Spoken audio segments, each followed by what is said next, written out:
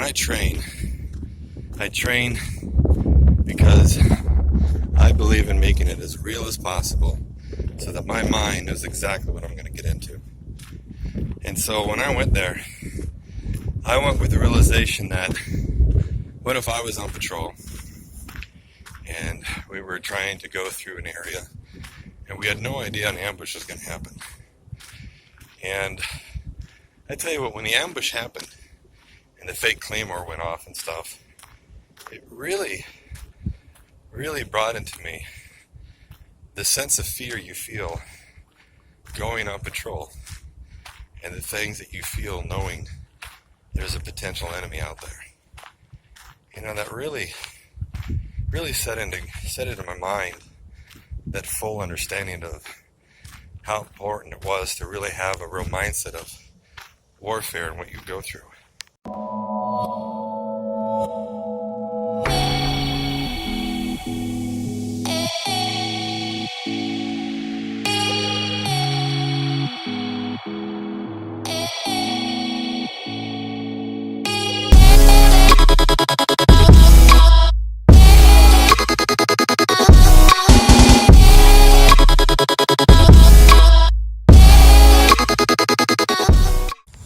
Alright, so we are back, and this is my vlog number 2.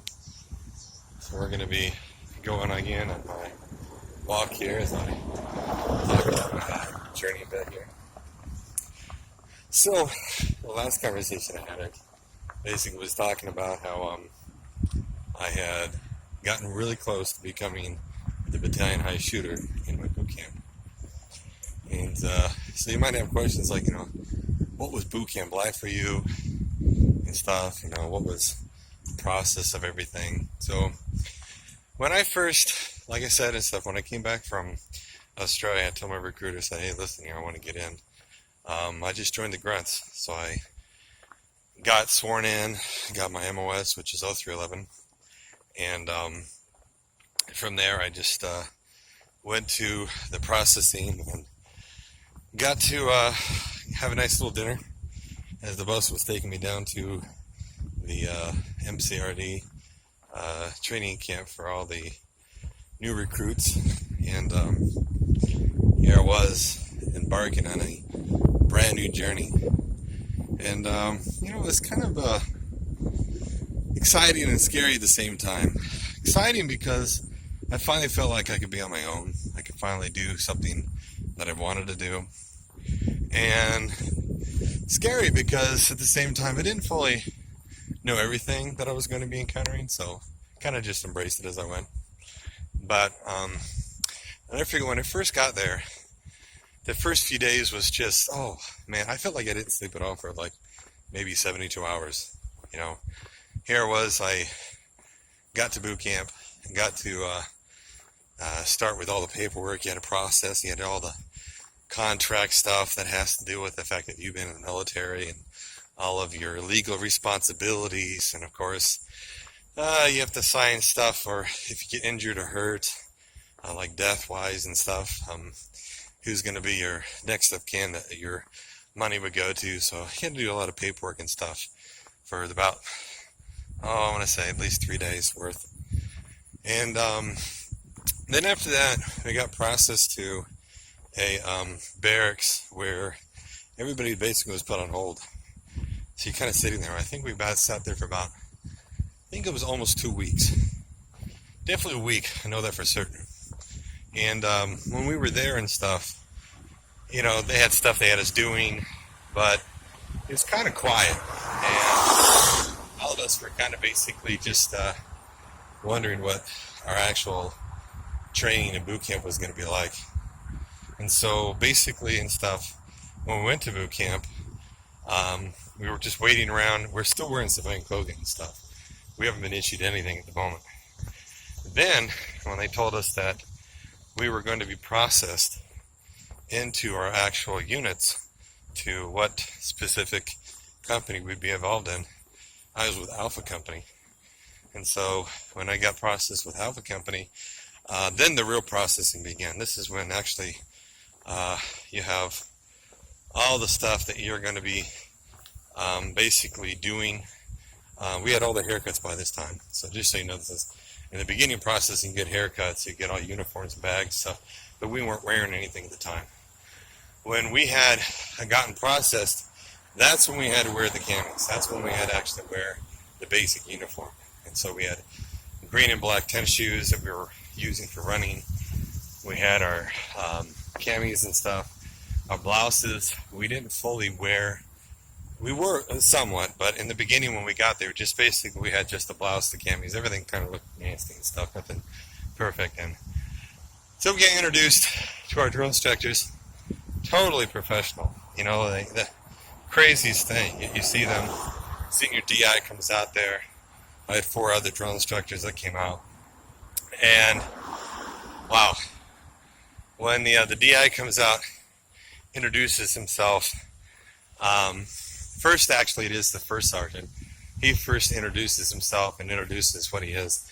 Then he actually gives orders to the actual drill instructor to take over the actual unit in the company and to take charge of the post and everything. And so, senior GI, he gives his speech, and right after he finishes speech, everybody goes flying like crazy. Bodies all over the place, people running, they're screaming and yelling. That's when I realized I was really in. And it was crazy. You know, I sat there and basically was just telling myself, okay, I know I'm here, I know what I want to do. And you know, you press through it. So, your first few days, you're really starting to get an understanding of what you really did and what you signed up for. And you're being chewed out all the time. Always working out like crazy. Matter of fact, one of my most funniest memories we had was there was a certain stage while we were in boot camp where they were working us out like crazy. I mean, everybody was torn to bits. Like, we were just sweating just all over the place. And this one time, this drill instructor asked, and who's the baddest guy we got in the whole unit?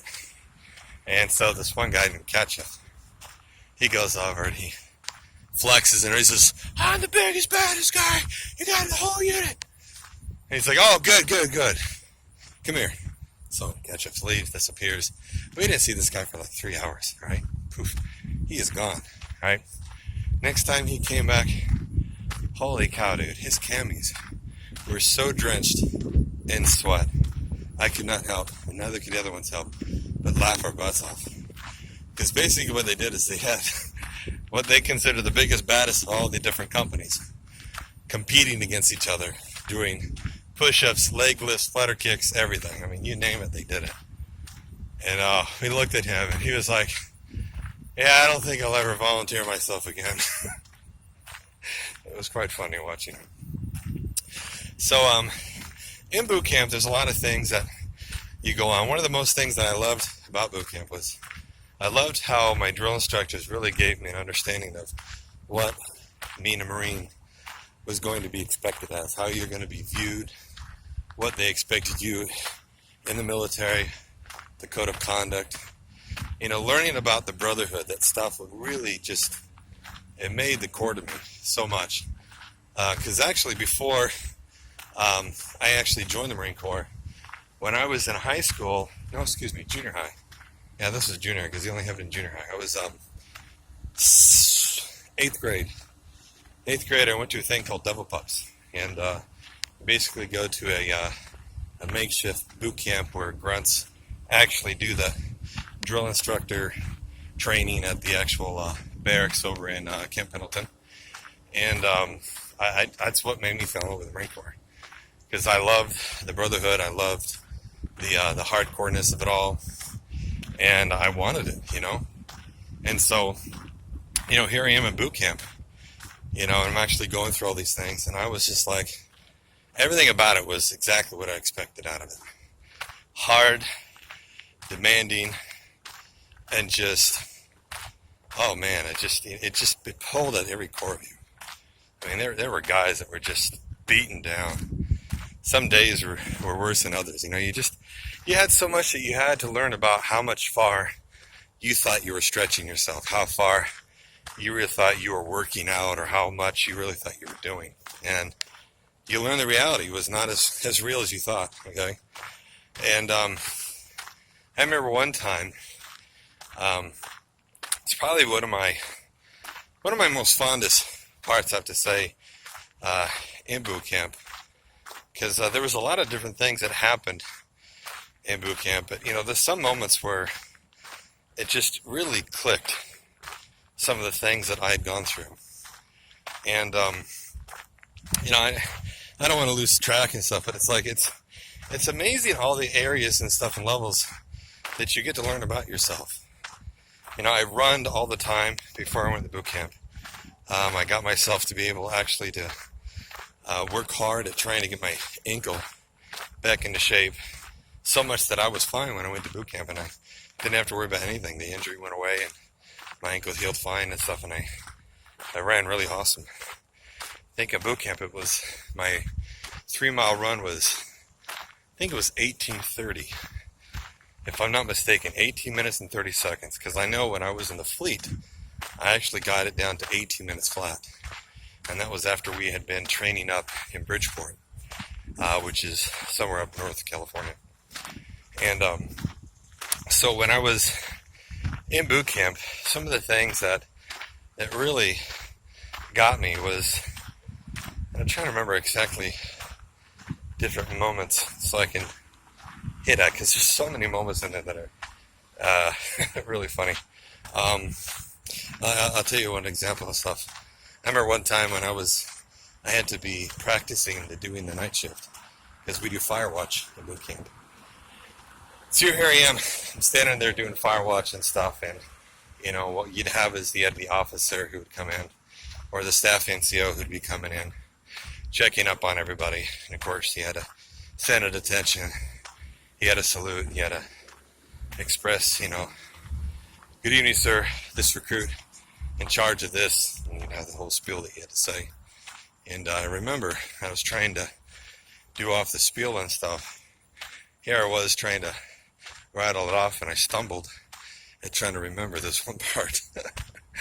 And so the lieutenant, he sits there and he tries to help me, finish it off and stuff. So I do, I finish it off. The minute lieutenant leaves, staff NCO pops right out. Drill instructor pops right out of the actual duty hut. What the heck? Oh my gosh. I had 3 or 4 just screaming at my face, just chewing me out and stuff, right?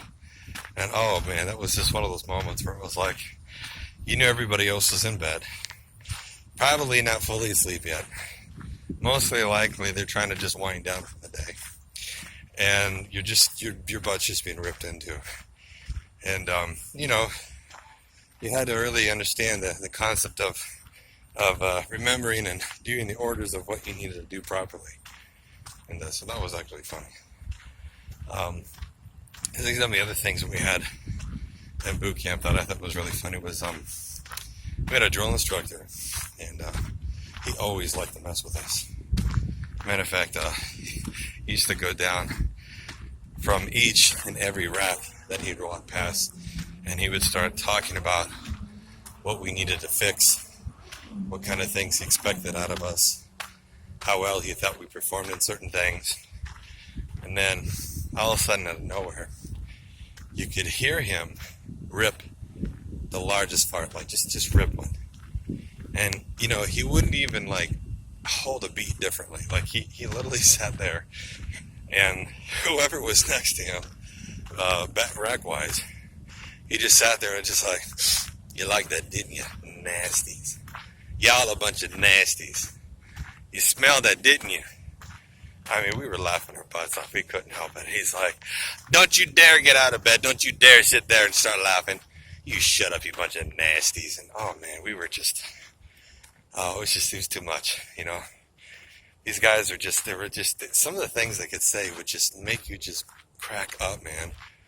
Especially when you were in standing formation, and here they are, they're trying to demand that you have that bearing. And then they would crack the most craziest comments to you, and look me in the eye, and then you'd be like, don't look me in the eye. So you're not trying to look him in the eye, but he's looking straight at you, and then he's trying to sit there, and they'll talk about something if they saw, they're like, if they had eaten something you're trying to see what's in my teeth. It's what you're trying to do. I mean, they would make comments, man. It was funny. These guys are funny guys, man. But boy, they really, really pushed you. And I respected that. I really, really, really was thankful for how much they pushed. Because they would beat you and get you down to just working out like crazy. And just, wiping you out. Like, I remember when we had to clean the deck, we'd have to take mops. We'd mop the whole flooring. But when it came to drying the flooring, everybody had to get their towel. And they had to take their towel and literally do this like pushing position where your hands are on the floors touching the towel and your feet scooting yourself all the way across the whole actual barracks in order to just finish cleaning up the deck. And boy, that would wipe you out. Oh my gosh, man, we would do that over and over and over again. Our legs, our thighs would be like burning hot red, just filled with inflammation. And so people were like, oh my gosh, I feel like cramping. Like, it was just, they weighed us down. But, there was so much that I watched and I learned. I had such a high respect for these men. I really did. Staff Sergeant Dabney, Staff Sergeant Harris. They were my two main drill instructors that I can remember off the top of my head, name-wise and stuff. Staff Sergeant Harris, he was our knowledge drill instructor, so he was always about the one who was trying to make sure that we remembered everything we've been learning, that we've been practicing everything that we were supposed to do. And so, it was always making sure we knew our rifle knowledge, we knew our history. And, it's just good times, man. Some of the good times. Like, one of my favorite moments was I remember we were on this, we had to do this obstacle course. And the obstacle course had, they still have it today. They have this big old wire that you have to basically go on your belly and slide down and pull yourself one arm and leg at a time as you're going down it. And of course, they're going to try to bounce it as much as they can to try to get you off of it, because you had to do this one position where you had to literally hang, and then you had to try to pull yourself back up, and then of course try to get down. And they were bouncing it back and forth. Like, they could not get me off. I could not whatsoever. No matter what I did, I was not going to fall. And I kept pulling myself up. Finally, the drill instructors are like, you get off of that thing now. You drop. So no matter what, I wanted to, but they were like, they would not let me go. So I had to drop, went in the pool, just like a lot of the other guys. And, it's just moments like that just like, I don't know, you just loved it, You loved all the stuff you went through. I think one of the worst things we hated were the shots. Oh my gosh. I remember one day we had like, oh my God, I think it must have been like 10 shots we got. It was crazy. Shots in the arm, shots in the butt, needles that would just be sticking out of us that just like, they'd say, don't move, you'll break the needle. We're like, I'm not going to break no needle and stuff. And then they'd make us roll on the ground on our butts, trying to get us to like, get that old painful needle, whatever injection they gave us and stuff to kind of wear off so our butts weren't so like bruised and stuff. Oh man, it was just crazy. And, I really enjoyed my time in boot camp, and I was just really excited. Matter of fact, there was one guy, some crazy stuff happens at boot camp. And, sometimes you have a lot of guys that kind of gets into some weird situations. I had a guy that was constantly trying to just, every time we went to chow hall, every time we went to do something, he just loved making these really nasty comments about my mom or about me or about something, about any kind of nasty comment he can make. And I'll never forget this guy, because I remember one day, it was towards the end, we were about to graduate. I literally got fed up with it. I got sick and tired of the comments, sick and tired of the stuff, because I normally would just kind of just ignore the person, just let it slide and just not even pay attention to it, because there's always going to be stupid guys out there that they feel like resorting to such stupid behavior is just the way to go, and that's just, and you got to just ignore them, and that's just how it is in life. Some guys out there that just, they don't know how to properly live. They don't know how to properly, function and stuff. Put my glasses up. My eyes just kind of bother me with this. All the sweat and stuff I get, and plus my eyes. Sometimes it fogs up my glasses, but yeah. I mean, they don't know how to function, right? So you just ignore them. You push past it, right? This guy, I'll never forget, he really, really pushed me. And I remember one day, he wanted to start the same old crap like he always. And it happened to be that I was going towards the bathroom area, and he was coming out. And he decided to just say the same old nasty comment. And I tell you what, I'm not proud of myself, okay? But I have to say, it was something that really shocked me about my own internal self, because I've never been a person that has been wanting to ever get in a fight with people. I don't care to get in a fight. Fighting's not even really a way to solve problems and stuff, but this one guy, he just could not hold himself down. So he started talking such nasty smack. I took my hand, I went straight through his throat and just squeezed. I'll tell you what, that guy, he never saw that coming. He never would have even thought that I would have resorted to such an extreme measure of dealing with him. And I did. And that guy fell right down to the floor, man. Just bam. And I told him right to his face, you ever pull this crap again, and I'm seriously going to beat the crap out of you. And I'll tell you what, he left me alone. Boot camp. He's like, you know what, I ain't going near them. I'm not going to talk that way anymore. And I was really shocked at how stupid the guy was, because, he just loved saying some of this ridiculous things. He really does. And there's people out there that just, they love to beat it on you, right? And like I said, I'm not proud of it. I really am not. Because it was a moment where I felt like I was at my wit's end with something, right? And there's another story I'll tell you, which is connected to this kind of thing too. Because it was the same kind of attitude. There's a guy who was Asian who had the same kind of nonsense and stuff. See, like I said, I'm not a guy who's going to be quick to run and go and start fighting and creating all that kind of physical stuff. But when I do get pushed, I fight back. And I got sick of it. And one time, this guy, he was one of the Asian guys in my unit, and he decided that when I was standing ready for formation with the drill instructors coming, that when they were telling everybody to go leave, you go to the chow hall, first it was one side goes, the other side goes, and then we were last. Well, the guy decides to come over to me and just punches me right in the stomach. And I sat there, and I was like, what the heck is that all about? So what did the drill instructor say? He's like, you didn't take that? I said, oh, no, I won't, Staff Sergeant, no way. So I go downstairs. We're all getting ready to go to chow hall. He stands right there. He's all at attention like everybody else. And I literally punched him right in the stomach as hard as I could. He sat there, shocked out of his mind. Once I finished, I went right up to the front. I stood there at attention. Everybody looking at me like, what the heck's going on? I'm like, Staff Sergeant told me it was okay.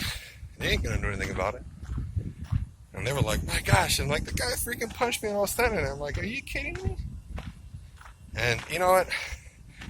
It brought out something in me I never saw in me. And there was a side of me that just won't put up with stuff. And that was something that really kind of shocked me in many ways, because I didn't know I had that in me. Matter of fact, another story to add to this was, I remember one time we had to go to they call it the Thunderdome, right? And we had to do pupil sticks. So I've never really liked it. I've never gotten any really major physical conflicts and stuff in my life, because that's just, it's not me. It's not my attitude. And so here we are with to physically go and fight each other with pupil sticks and stuff, helmet on, pupil sticks. So I get in the arena, and I'm starting to go with this guy. Well, the first thing that happens is my adrenaline kicks in way too high. And so I find myself, when he tried swinging, I just lose my balance, man. I'm on the floor, right? But the weirdest thing happened to me, man. The guy comes over to try to lunge at me with his pugil stick. And out of nowhere, I took my foot and I kicked him so hard in the chest, he was sucked. he was just sucking air. He just boom, fell on the floor, just sucking air. Drill instructors are all jumping in. They're trying to stop, him from, and me from continuing to fight. But man, dude, they looked at me, and you should have seen them. They were like, "Whoa!" Just completely like blown away. And me, I was blown away because I was like, how did that happen? Where did that come from? Because I never saw myself physical. Because I've never been a guy that likes to sit there and just go and do stupid fights. I always thought fighting was the dumbest thing in the world. It's not the way you solve problems. But I realized right then and there, it was the first time. And that actually was before the graduation time period. So I really saw something inside me that came out of me that I'd never seen before. And that was the fact that when I was pushed, I will fight back. And it kind of like, it makes me another story here, because there's another time, this is in the future, just because we're on the topic, I'll talk about it, but there's one time in the future, here I am in the fleet, and there was a guy, I'm just going to call him Corporal G, because I don't want to give his name, but Corporal G, he was doing the same kind of thing. Here we are out in 29 Palms, we've been doing desert warfare training, we've been out there for about a month, and he was just talking trash. I mean, I got so sick and tired of his trash. I mean, here I am, we're in the AVs. He was talking trash all the time, and I just got so sick of it that here I am, we get out of the AV, Gore starts, oops, I said his name, didn't I? Well, we're not going to finish that, but anyways, the guy starts talking trash, okay? And he starts talking a lot of trash, and so I finally get off. I throw him back to the ground. Now, he was a corporal, okay? I, at the time, was only a private, right? And technically, I would have been in a lot of trouble, but I'll tell you what happened here, okay? I literally sat there, and I told this guy, I said, I'm going to beat the living crap out of you. I'm so sick and tired of you. I'm not putting up with this garbage with you anymore. I'm going to, let's go right now. Threw my bag down. He throws his bag down. My staff started flipping out. What the heck's going on? Get you, Corporal, you put it down. Get it down. And I'm being yelled at and stuff like that. Just get over there. He knew. Staff Sergeant knew. Everything had blown up a lot. It had gotten really bad. Because some guys, there's just some guys that just don't know how to be guys. They just don't. To them, being a jerk and being an idiot is the only thing they know. And it's sad. And I don't know what to say. It's just sad. It's sad that there's just some people out there that they don't know how to act. They don't. To them, being a jerk is just the way to live. And that's just not how I live, I believe that we're supposed to do the honorable way. We're supposed to live with honor. And that's how I decided. That's how I chose to live as a Marine, to live with my chin up, with my head, with the right shoulders, and to have the right attitude. Because, there's guys out to say that in the Marine Corps and stuff, it's like the first time they've ever seen anything that has to do with being an authority. And they become the biggest idiots, seriously. They don't know how to function. They don't know how to act. They don't see that the responsibility you bear as a leader weighs huge, because you have to take responsibility for your actions, and you need to be a leader. You need to be somebody who represents what you want others to be. And it's the sad truth. There's a lot of people out there that don't know how to function that way. And that guy was one of them. I mean, it was sick because the same guy we're talking about, the one that I wanted to beat up, and my staff sergeant had to literally step into play and stuff with regard to this. One day, he comes in my room and just starts grabbing my cigarettes and just thinking he can just take them and steal them and smoke them and stuff. And when I confronted him, oh my gosh, they're like little infants, They can't take responsibility for their own actions. They got to hide behind their rank and everything. And it was just stupid. And he had a bunch of numbskulls that followed the same suit as him. And it's sad because it's not what I learned in boot camp. That's not what I learned in SOI.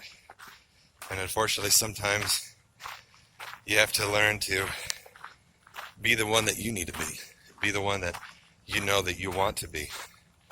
And, that's kind of what I want to encourage you and stuff is sometimes in life, some things may push you and you're going to find a side that you didn't know you had. And sometimes people like to push you and stuff and, it's not always easy.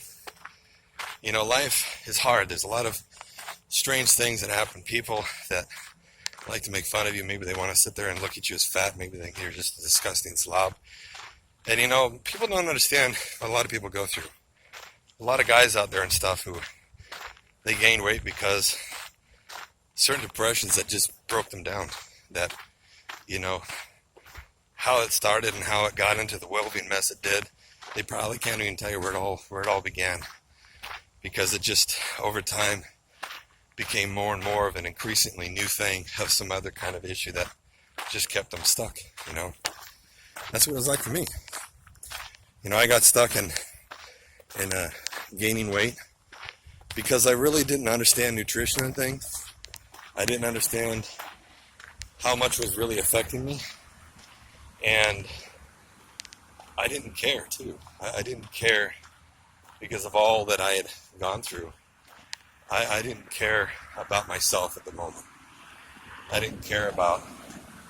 I wasn't there to prove anything to anybody. That's what it was, it's just... Sometimes you get to a point where you just don't care what people think.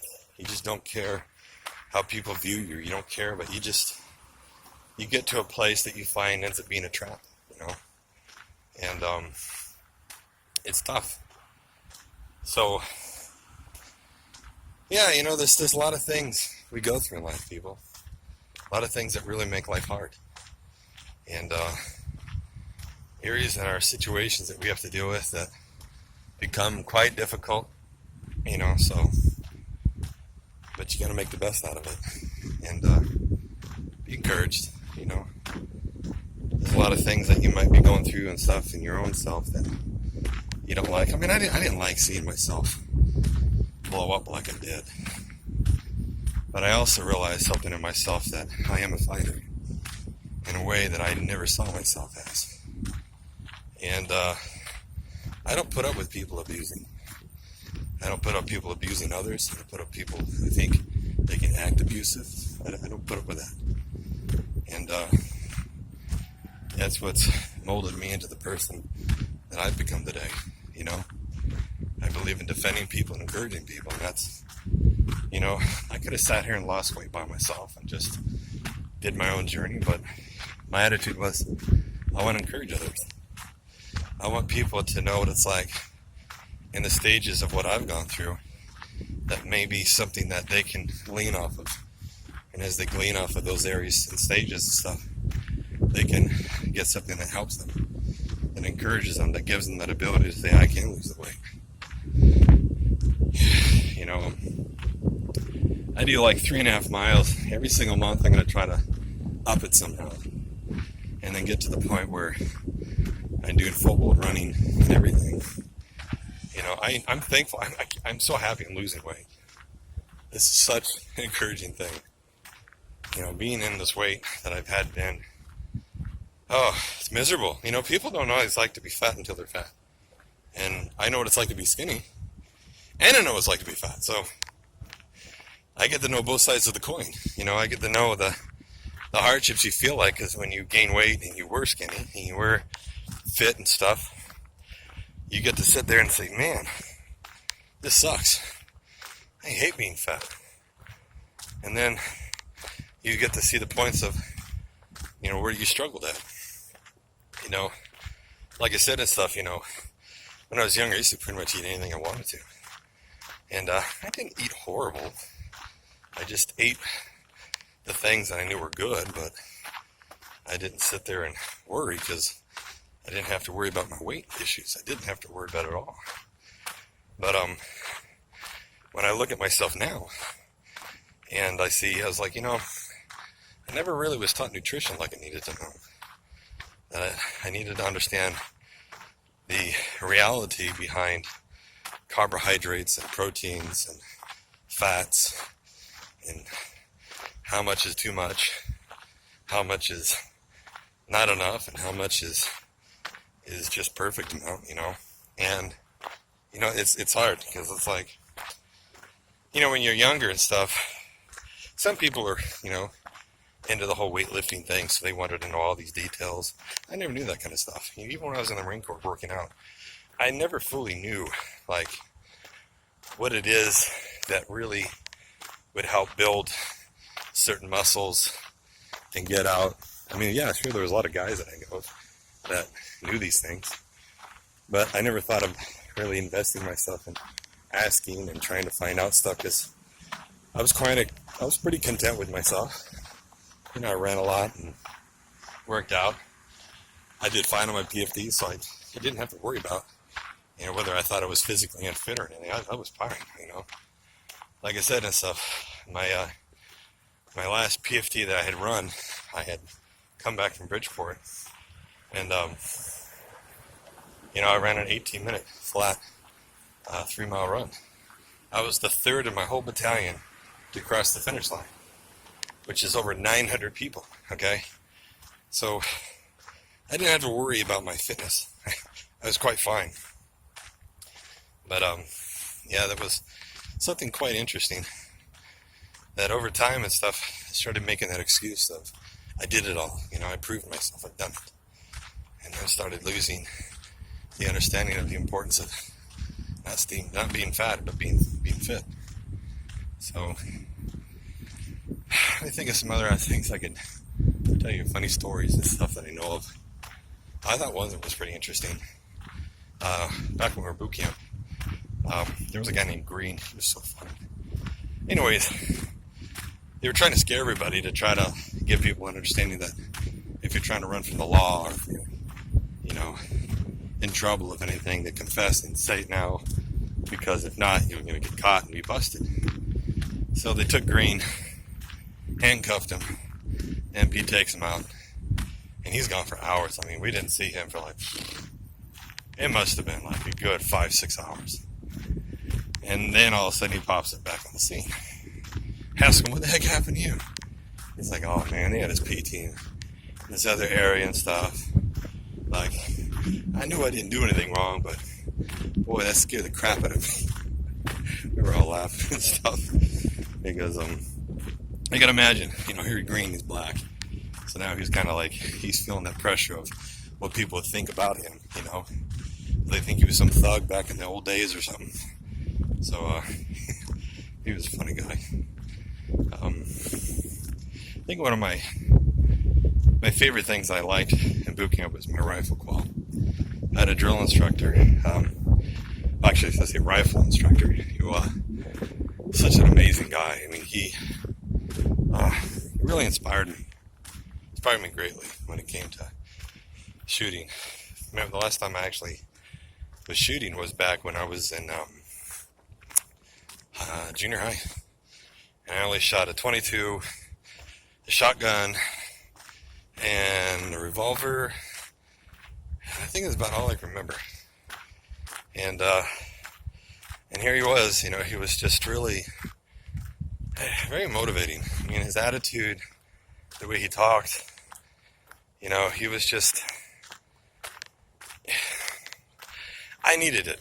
I really needed it. I needed that guy who sat there and just encouraged and was just there to push that button that you can do anything you put your mind to. And, he really encouraged me in that. And here I did. I got out of boot camp as a expert rifleman, cross rifles, and very proud of that. I'm very thankful for his instruction, because he really was such an amazing guy. I think one of the interesting times for me was, especially when I got out of the boot camp, is when you get to spend that time out of boot camp on your own for about 10 days. They call it 10-day leave. And got home, stayed with my mom for the 10 days. Boy, I got so used to being in boot camp and so used to being, doing the stuff that I needed to take care of uniform-wise and everything. I literally spent the 10 days just, I didn't want to be home, I feel that way. I just wanted to be back in the unit. And matter of fact, I told my mom, I said, I really want to get back. And I took some extra time to go back early. And I know you might be thinking, like, what's wrong and stuff. I didn't have the best relationship with my family. And sometimes things just are what they are. And I'm not going to go into details over that. Just because I have no desire to really talk about it. But I didn't have a real good relationship, and so for me, I was thankful that I felt, the friendships that I had and the bonds that I had with people in the Marine Corps, because they were really my family at the time. And so I went to SOI, and we got our unit. We had to be put on hold for a month though, because apparently we were waiting for a whole new group to come in so that we can do the training. But what's cool though is during that whole month, we had a bunch of things that we got to do. And so one of the things is I got to go to the staff sergeant course and actually help out. I had to be an aggressor, so some of the things I got to do was one was a patrol. We had to go through a patrol at night on this road, and the mission was we were supposed to be cartel on this road, and that they were given intel that there are grunt troops in the vicinity, and that they are moving about, and that they knew from some time to some time is when the rotations of them come about. And so we had these plastic AK-47s and different camis that they had us wearing, and we had to go down there. And it was the first time that I really got to seriously put into effect everything that I really believed in. And that was, when I train because I believe in making it as real as possible, so that my mind knows exactly what I'm going to get into. And so when I went there, I went with the realization that, what if I was on patrol and we were trying to go through an area and we had no idea an ambush was going to happen? And I tell you what, when the ambush happened and the fake claymore went off and stuff, it really, really brought into me the sense of fear you feel going on patrol, and the things that you feel knowing there's a potential enemy out there. That really set into my mind that full understanding of how important it was to really have a real mindset of warfare and what you go through.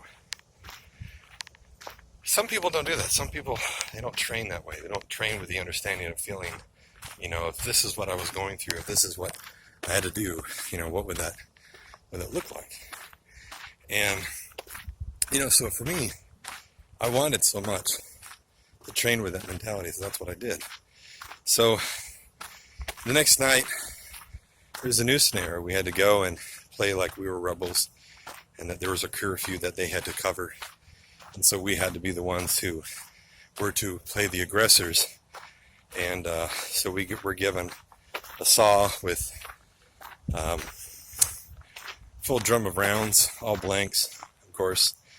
And we were told, do whatever you want. Go out there and shoot at them however you want. Your mission is to be an antagonist.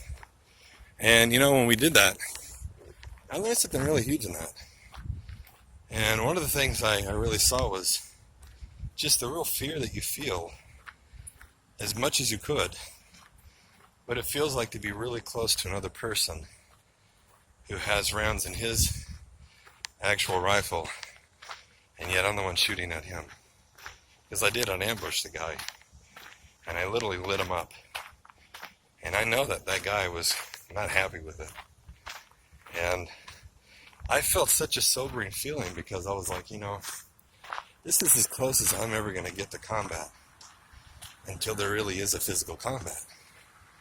And if I don't sit here and embrace this right, I'm never going to learn how to do it right.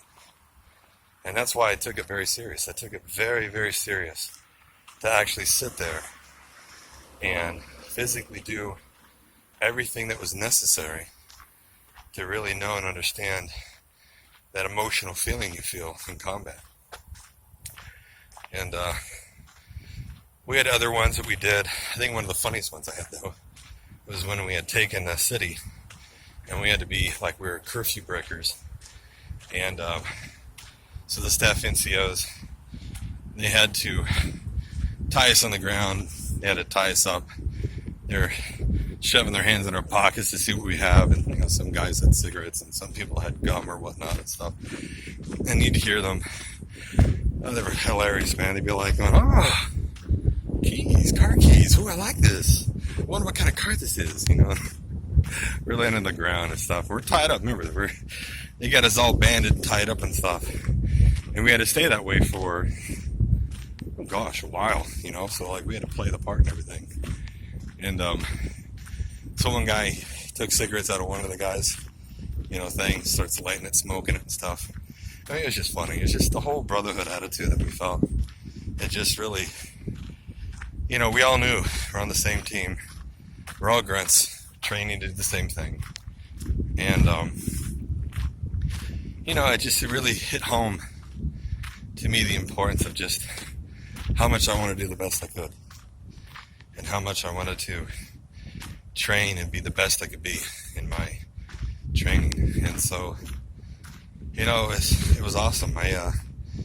When I did my land navigation qualification, me and this other guy were first place in our whole unit. Hoffman, his last name. And Hoffman, if you're out there, I wish I could see you. I miss you, buddy. He had a real hard situation he had to go through. We were real buddies all throughout boot camp, or not boot camp, but SY. And guy, I loved him. He was a really good guy. And when we got to the unit, though, my heart broke for him because he had a really hard thing going on. You know, here he is in his grunt unit with us with 37 Lima Company, and his mom was dying of cancer. And you know, there's some guys out there and stuff that just, to me, are boneheads.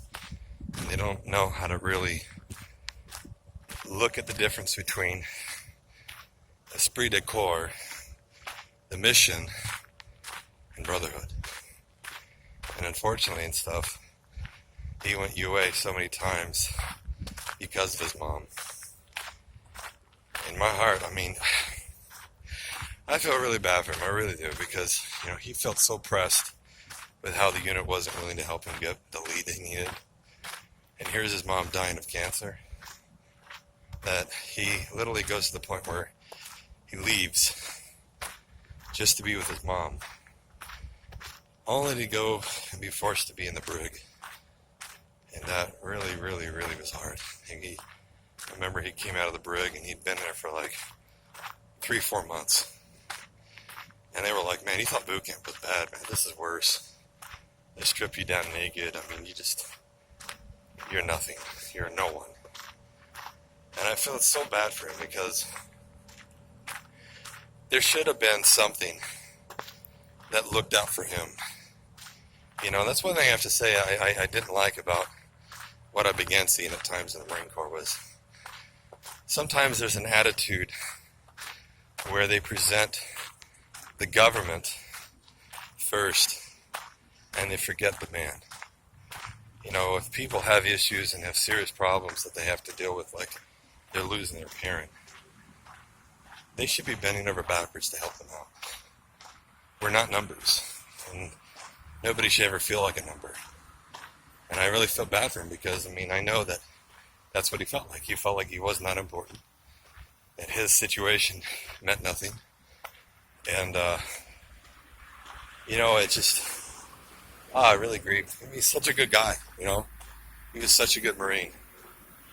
I remember when we were out doing our land navigation in the evening. Oh man, we were so good. Like it was like me, this other guy, and Hoffman. We were like the three first to get all our land navigation done during the day course. And when we had the night course, you got to pair up with somebody. So me and Hoffman were like, hey buddy, we're good. So we'll pair with each other, all right? And I'll never forget, we had run all over the place, gotten majority of our navigation points found. And one time we were running, and I literally said, stop, buddy. And he stopped him. He slid down a little bit. And I said, watch. I took this rock and threw it over.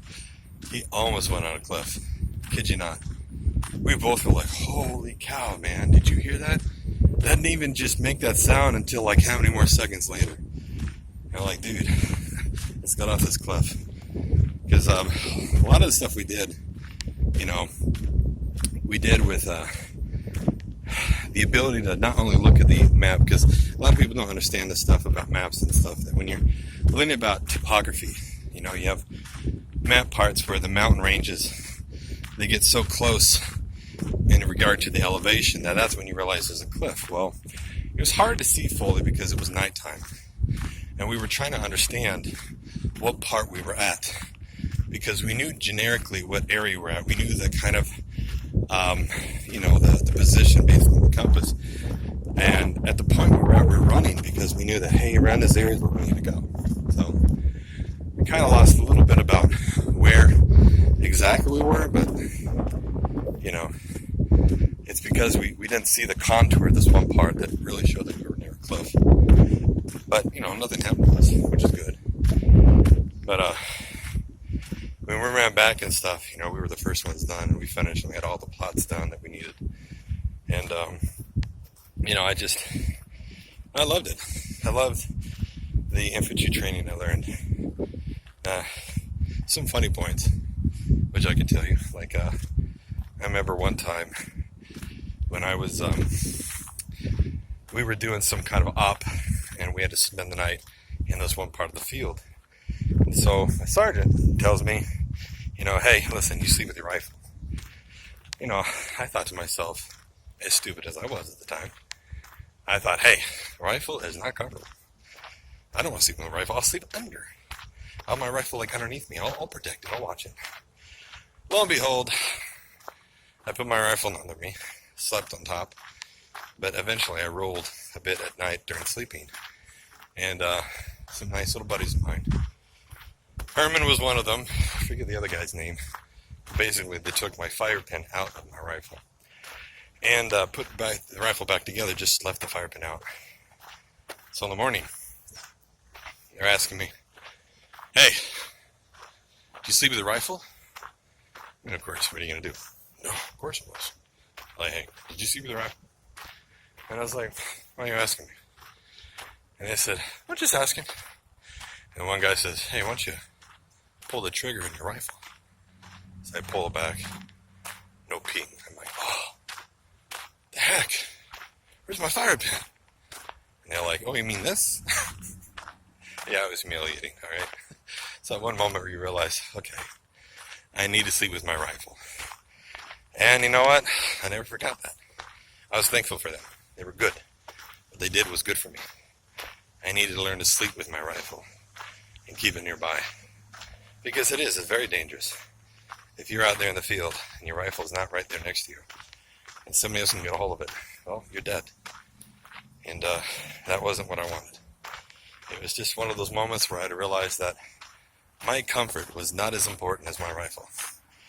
And so I learned a valuable lesson. And I hope you do too. So, you want to hear more of my war stories, and what I talk about while being in boot camp and being in SY and other fun adventures I have, check out my new post next time.